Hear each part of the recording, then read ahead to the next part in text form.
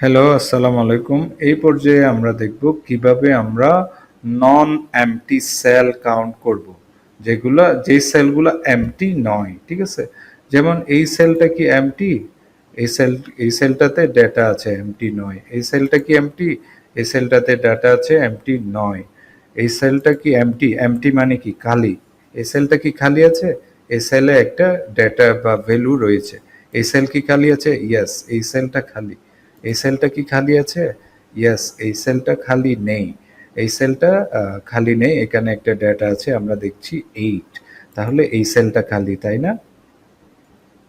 Resume করলাম। আহ, তাহলে যেটা আমরা করতে চাই, ঠিক আছে, আহ, সেটা হলো আমরা নন এমটি সেল এখানে কাউন্ট করব যে কয়টা সেল এমটি নয়, কয়টা সেল খালি নয়। তাহলে এখানের ক্ষেত্রে আমরা দেখতে পাচ্ছি যে এই রেঞ্জে দেখা যাচ্ছে যে 4টা সেল খালি নয়, বা 4টা সেল বুক করা আছে বা ফিল আপ, বা একটা সেল খালি কিন্তু 4টা সেল খালি নয়। সেটাই আমি দেখাতে চাচ্ছি কাউন্ট নন এমটি, মানে যেটা খালি নয়। আহ, আহ, আহ, যে কাউন্ট নন এমটি সেল মানে যেই সেলগুলা খালি নয় সেগুলা কাউন্ট করব। তাহলে এইটার রেজাল্টটা কত হওয়া উচিত বলে আপনি মনে করেন? তাহলে এটাতে আমরা যদি কাউন্ট করি, 1টা 2টা 3টা 4টা সেল ফিল আপ আছে, একটা সেল খালি আছে। আমাদের আমাদের মেইন গোল হলো আমরা যে ওই রেঞ্জে কয়টা সেল ফিল আপ আছে ওইটা দেখানো, ঠিক আছে? তাহলে ইজ ইকুয়াল টু আমাকে কাউন্ট এ দিতে হবে।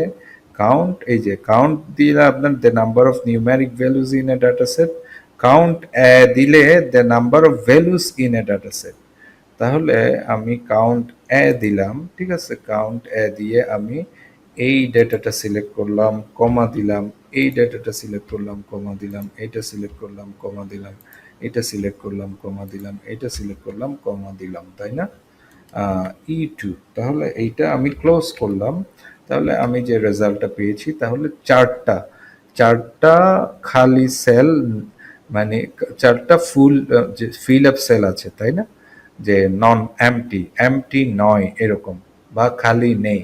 কয়টা খালি নেই? 1টা 2টা 3টা 4টা।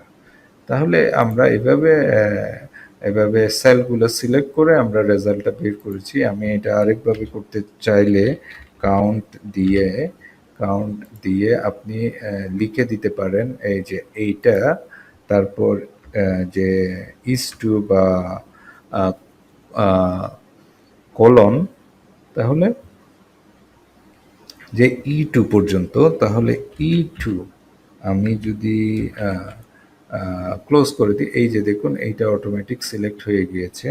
আমি এটা এন্টার দিলেও রেজাল্টটা 4 দেখাবে। আমি যদি পুরো রেঞ্জ সিলেক্ট করে দিই কাউন্ট এ দিয়ে, আমি যদি আমার মাউস দিয়ে আমি পুরো রেঞ্জ সিলেক্ট করতে চাই, আমি এইভাবে সিলেক্ট করতে হবে।